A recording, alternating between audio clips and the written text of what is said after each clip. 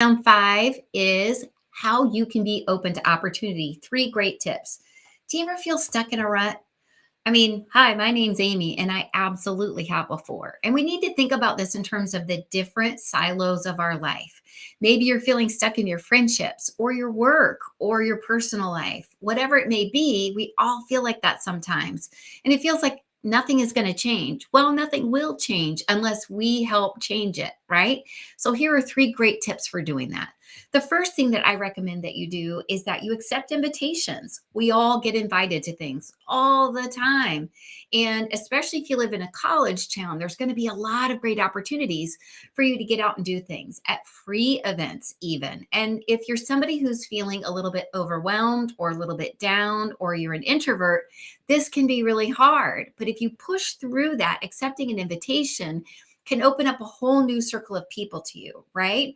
And it's going to be a little bit of work, but accepting invitations will get you in rooms and meeting people and learning about things that maybe you just aren't part of your circle right now that could really light a fire in your belly and give you a chance to try something new, give you a chance to meet new people. Recently, I had the chance with my friend Lisa visiting. We were in a coffee shop, and a couple of ladies sitting next to us opened a conversation. And we were open to that. We were open to accepting the invitation to the conversation. And I'm telling you, we made two incredibly precious, treasured friends. We all hit it off right away. We had the best time chatting. And in fact, we went back to that same coffee shop just 2 days later and saw them again because we were open to it.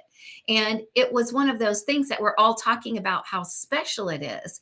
But if we hadn't been open to even an invitation to a conversation, imagine what we would have missed out on. And I want you to think that same way, that you can push yourself just a little bit to learn about something new or meet someone new. And that's going to give you a whole new vim and vigor and energy and help you get unstuck. The second thing you can look at doing, and you know I'm a big advocate of this, is to volunteer somewhere. Now, the key here is to make sure that you're looking at volunteering somewhere where you're passionate about. Let's say you're a wild lover of books and reading like I am.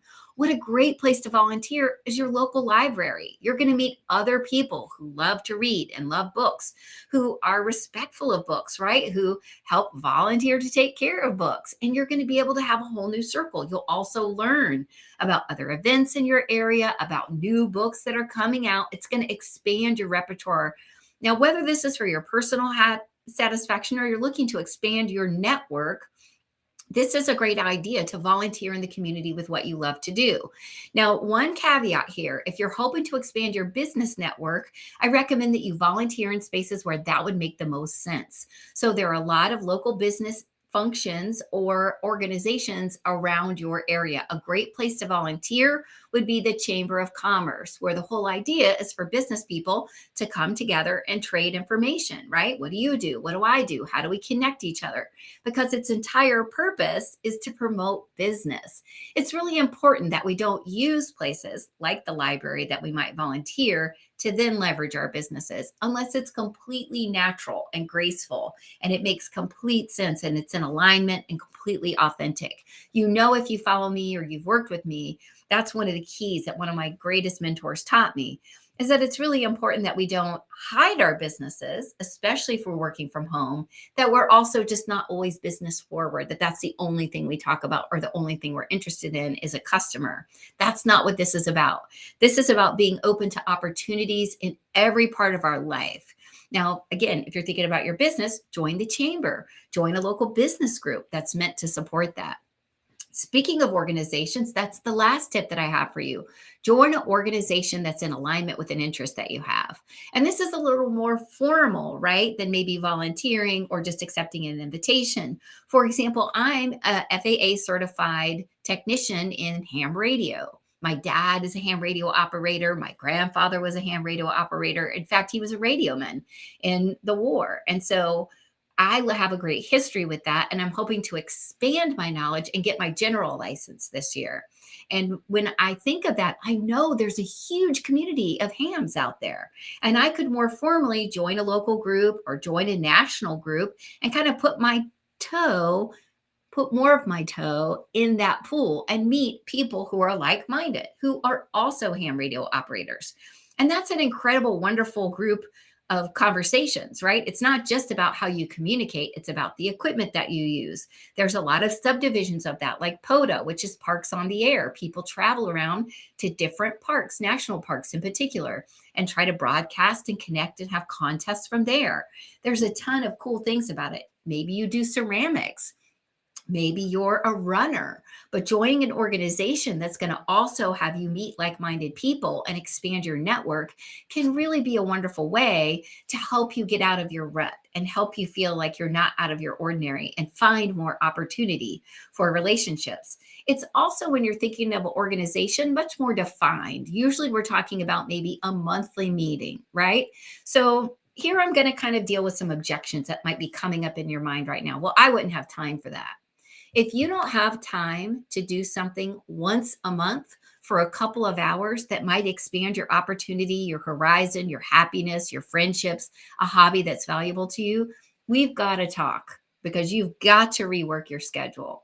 That's not a way that I want you to live. Part of being resilient is feeding ourselves that sort of thing. It's being flexible, it's being adaptable, it's being open to opportunity, and it's having the chance to really practice self care in the way that we are doubling down on the things that are important to us.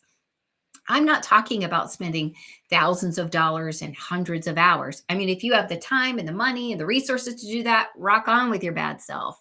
But we all have time to spend 2 to 3 hours a month on something that we love, connecting with people that are like minded in a way that might help us learn about the things that we're passionate about and expand our circles. The other thing I would say is there are plenty of opportunities like this that don't involve monetary outlay. Now, a chamber membership is going to be an outlay of money, but that's a business expense, right? But joining your local library club or book club or going into a running club, that's going to be really nominal. And I would recommend that there are ways that we can support you analyzing your budget and finding $50 a year that's going to get you the chance to be a part of this. Now, this doesn't apply for people who are feeling like I'm part of 6 clubs already and I feel really busy. In those moments, I want you to think about what opportunities you might be missing within your current structure. Are you in a rut there? Are you just going to your regular meetings, doing the regular stuff, talking to people you talk to all the time? In this instance, I want you to talk to somebody new. I want you to invite somebody new to join your organization. A local Kiwanis group would be a great example of how you could grow your circle this way. I want you to think about, if you're feeling stuck, how do I position myself differently within the places that I know, like, and trust to have a better experience and do more and do different stuff, right? So I hope this has been helpful. Part of being resilient is doing this sort of thing. It's pushing us a little bit, especially the introverts out there, because I know if you make the transition from your home to the event, you're probably going to have fun at the event and find an extroverted friend, right? I'm that extroverted friend for a few of my introverted friends, and I'm happy to do it. And find someone who's going to help you kind of open up the door a little bit and let you get in and see if that's a group that you like. The other thing I recommend is, let's say that you've done all this and you join a group and you don't like it. Quit. Join a different group. Find a different hobby. Do something different. Just because you don't succeed at first, try again until you feel like you have that fulfillment, until you feel like you're embracing that opportunity, because you deserve a really rich, diverse life where you feel engaged, like you're doing new things, like you're having a good time, like you're meeting a new dear friend at a local coffee shop. And so I hope that you take this to heart and think about how you can make it real in your own life. And I hope I'll see you back here tomorrow, live around 5. Take care, everybody.